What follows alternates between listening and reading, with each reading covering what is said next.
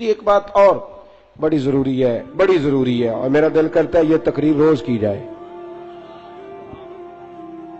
اخلاق حسنہ کا کمال یہ ہے کہ خوددار رہ کے زندگی گزارے، عزت نفس کے ساتھ، یہ ہاتھ پھیلانا چھوڑ دیں، یہ امیروں کی جیبیں دیکھنی چھوڑ دیں۔ آپ یقین کریں کبھی بڑی بڑی تکلیف ہوتی ہے۔ ایک اجتماع میں، ایک پروگرام میں میں گیا تو وہاں قاری صاحب نے ایک صاحب کا MPA صاحب کو بلایا ہوا تھا، تو کھانے کی میز پہ بیٹھے تو وہ علماء کو نصیحتیں کر رہے تھے، آپ لوگ یہ جمعہ پڑھایا کریں، آپ کو پتہ نہیں ہے لوگ کہاں چلے گئے، آپ لوگوں کو لڑائے نہیں۔ تو میں اس لیے خاموش رہا کہ اب انہوں نے فنڈ بھی دیا ہوگا، علماء بیچاروں کی مجبوری ہوتی ہے، جیب سے کہاں خرچ ہو سکتا ہے، اتنے پیسے نہیں ہوتے، تو کسی جگہ سے اب وہ نصیحتیں کرنے لگ گیا، آپ لوگ ان کو جمع کریں۔ کیوں بھلا؟ اس لیے کہ اگر خودداری ہو نا تھوڑے پہ گزارے کا تو پھر ان جیسے لوگوں کی ضرورت نہیں پڑتی۔ یہ جب ان سے کوئی تھوڑا سا آپ توقع رکھتے ہیں پھر یہ ظلم کرتے ہیں۔ تھوڑی دیر کے بعد پھر کہنے لگا جی میں آپ کو مضمون دیتا ہوں اگلے جمعے کا، آپ نے اگلے جمعے یہ تقریر کرنی ہے، تو پھر میری بھی کئی دفعہ مجبوری ہے، کچھ رگیں ایسی ہیں جو نہیں سانس لینے دیتی، وہ رضا کے نیزے کی مار ہے کہ عدو کے سینے میں غار ہے، پھر کسے چارہ جو ہی کا وار ہے کہ یہ وار وار سے پار ہے۔ تو کئی دفعہ مجبوری ہوتی ہے نا، ایٹ سٹ تے پکھڑا کوار گندل اسی اور بھی بوٹیاں جاننے ہیں، تو وہ مطلب اس نے سمجھا کہ سارے ایسے ہیں۔ تو کہنے لگا جی پھر بولے آپ وعدہ کرتے ہیں، میں کیا چوری صاحب کی کم کر دے ہو، کہتا پانڈے بنانے، میں کیوں ہی بنایا کرو تیار نال، یہ علماء کے معاملات میں مداخلت بند کر دے، آپ کو کیا پتا کیا موضوع بیان کرنا ہے، آپ علماء کو مشورہ دیں گے جائے کام کریں اپنا۔ کبھی کسی نے اٹھ کے پائلٹ کو مشورہ دیا کہ جہاز صحیح چلا، اس کے پاس ٹریننگ ہے، وہ مرضی کرے گا، جس طرح کا اس کا دل کرے گا وہ چلائے گا۔ کبھی کسی نے بس کے ڈرائیور کو اٹھ کے مشورہ دیا کہ یہ والا گیئر لگا، گاڑی یہ گیئر مانگ رہی ہے۔ آپ خدا کا خوف کریں، یہ 8 سال مدرسے میں پڑھا ہے، اس کو پتہ ہے اس نے کیسے کر کے دین چلانا ہے۔ اور علماء نے الحمدللہ علماء یہ جتنی آپ کو کہتے ہیں جی مولویوں نے کیا کیا ہے، تو میں نے کہا مسجدیں کم ہوتی ہیں، قرآن سنانے والے زیادہ ہوتے ہیں، یہ علماء کی محنت ہے اللہ کے فضل سے۔ ہر مسجد میں اذانیں ہوتی ہے، جمعے کا خطبہ ہوتا ہے، یہ علماء کی محنت۔ اور پھر میں نے ان سے قبلہ سے بھی عرض کی، میں نے کہا چھوڑ دے آپ ہمیں بلائیں، مسجد والا سپیکر چلائیں، اب کوئی بندوبست نہ کریں، اب مسجد کی چٹائیاں بچھائیں، ہم کو محتاج ہے کہ ہمیں بہت زیادہ بندوبست ہوگا تو نوٹ گریں گے تو تب بھی تقریر ہوگی، یہ رسول اللہ کا دین ہے۔ اگر کفار مکہ کے مجمع میں کھڑے ہو کے اکیلے جناب ابو بکر صدیق مصطفیٰ کی شانیں بیان کر سکتے ہیں تو ہم بھی ہر جگہ کھڑے ہو کے بیان کر سکتے ہیں، کوئی ایسا مشکل کام نہیں ہے۔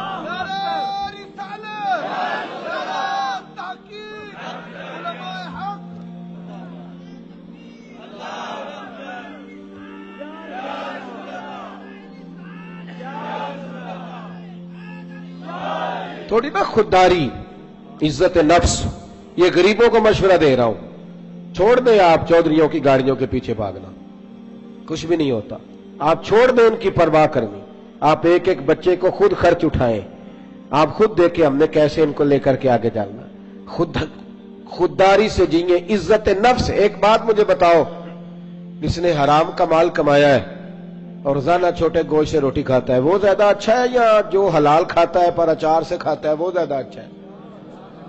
آپ عجیب بات کرتے ہیں میاں۔ میرے ابا جی سے ایک دفعہ میں نے پوچھا ابا جی آپ کو پسند کیا ہے؟ کہنے لگے جدو پتر بھوک لگی ہوئے تو ہر شے پسند ہوندی ہے، تے نہ لگی ہوئے تو نخرے ہی ہوندے نے، اور دوپہر کو بھوک لگی ہو تو اچار بڑا چسکا دیتا ہے، کبھی کھا کے دیکھیں، شرط یہ ہے کہ بھوک لگی ہو، چٹنی کی جو لذت ہوتی ہے وہ اور ہوتی کوئی نہیں۔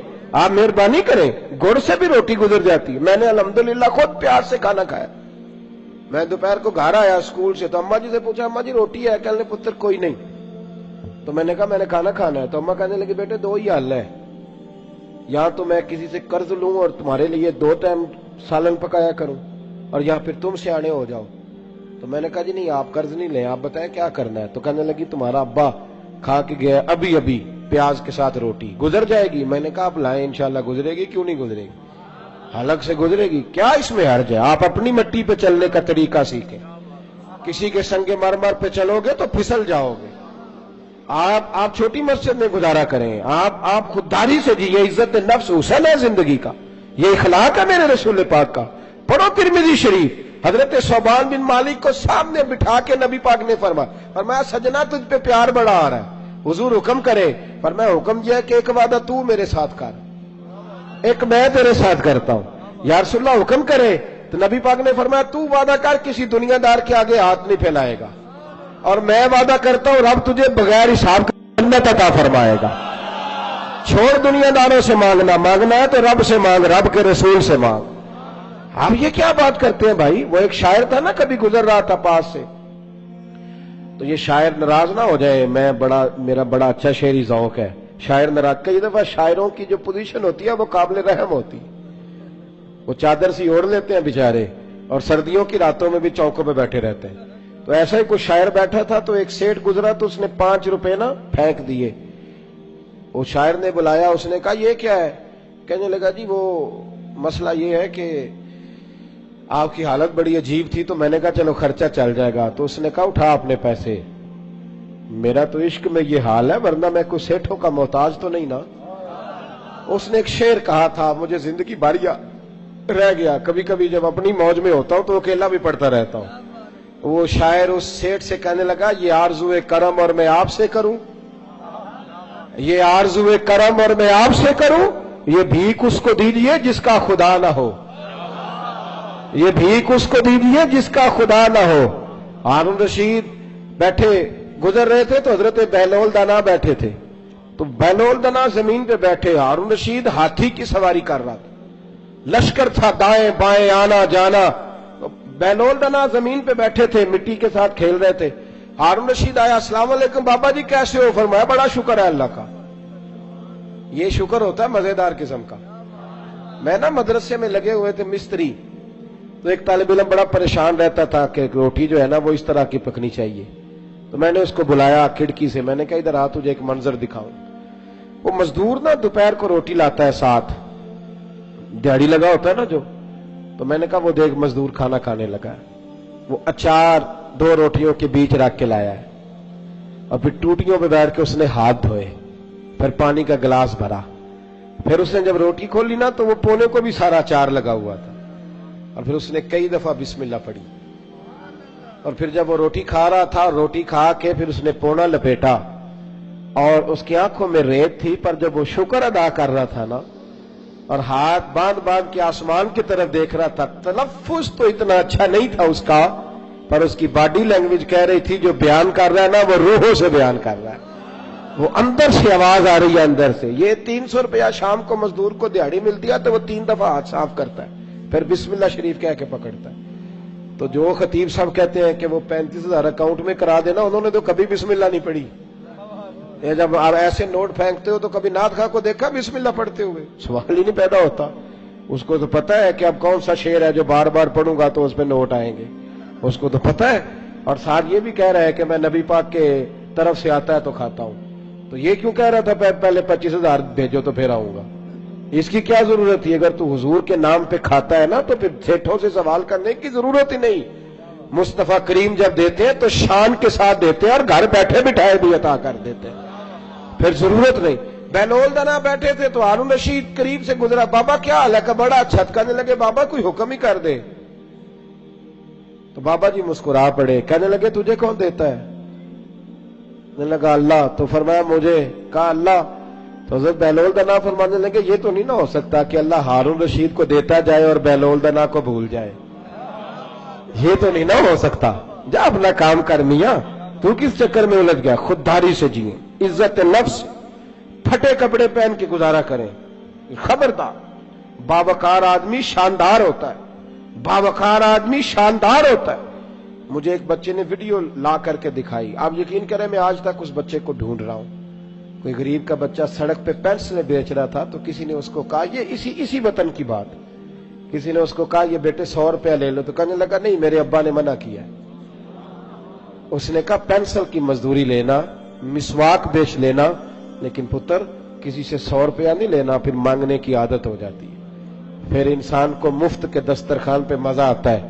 حضرت سالم بن عبداللہ بن عمر, جناب عمر کے پوتے, طواف کعبہ کر رہے تھے, بیت اللہ کا طواف کر رہے تھے. तवाफ करते करते खाना काबा के दरवाजे के सामने मकाम मुल्तजिम के पास खड़े हुए तो खलीफा अब्दुल मलिक बिन मरवान आ गया। अस्सलामु अलैकुम के बाद कहने लगा, हुजूर मैं गवर्नर हूं मक्के का, कोई हुक्म हो तो बताइएगा। तवाफ मुकम्मल हुआ है, खाना काबा के गेट के कोई हुक्म? तो हज़रत सालिम बिन अब्दुल्लाह फरमाने लगे, यार तुझे किस पागल ने गवर्नर बना दिया है, किस बेवकूफ ने तुझे ये ओहदा दिया है? कहते मुझे भी कोई मर्द पहली दफा मिला था, मेरे पैरों तक पसीना आ गया, मैं खिदमत पूछने आया तो उन्हें क्लास लगा दी, किस बेवकूफ ने तुझे गवर्नर बनाया है? मैंने कहा हुजूर क्या हुआ? कहने लगे तू अजीब आदमी, अल्लाह के घर में आके बैतुल्लाह के सामने खड़े होके रब करीम के घर के दरवाजे के पास आके भी मैं दुनियादारों से मांगूंगा, यहां आके भी मैं नवाबों से सवाल करूंगा, चल दौड़ जा। वो कहते मैं कांपने लग गया कि ये किस मर्द से मुलाकात हो गई है। यहां तो आपको पता है ना, अल्लाह खैर करे, मुसल्ले के नीचे जो मर्जी रख दो, कोई हाल ही नहीं, इल्ला माशाअल्लाह। कहते हैं कि किधर से आ गया तू, चल दौड़। फरमाते हैं कि मैं ना बड़ा परेशान हुआ। वो खलीफा कहते हैं मैं वहां से फारिग होकर तो बाहर निकल गया, मस्जिदुल हराम से बाहर, जैसे आज लोग बाबे अब्दुल अजीज से बाबे फहद से बाहर निकलते, कहते बाहर आ गया, वहां खड़ा हुआ तो हजरत वहां आए। मैंने कहा हुजूर अब तो बैतुल्लाह सामने नहीं, अभी कोई हुक्म कर दें। तो मुस्कुरा पड़े, कहने लगे तुझे बड़ा शौक है तो बता, तुझसे दीन मांगू कि दुनिया मांगू? मैंने कहा हुजूर दीन तो आपके पास है, मेरे पास तो दुनिया ही है। तो हंसने लगे, फरमाने लगे दुनिया तो मैंने उससे कभी नहीं मांगी जिसने दुनिया बनाई है, मैं तो उससे भी उसके महबूब के दरवाजे की गुलामी मांगता हूं, मैं तो कभी उससे दौलत नहीं मांगने गया तो तुझसे मांगूंगा? खुददारी, खुददारी, इज्जत नफ्स। मेरे गरीब का मसला यह है कि मेरा अमीर कहता है कि ये रेट ले लेगा, वोट दे देगा, गली बनवा लेगा, वोट ले लेगा। ना ऐसा करो, खुददारी से जीना सीखो।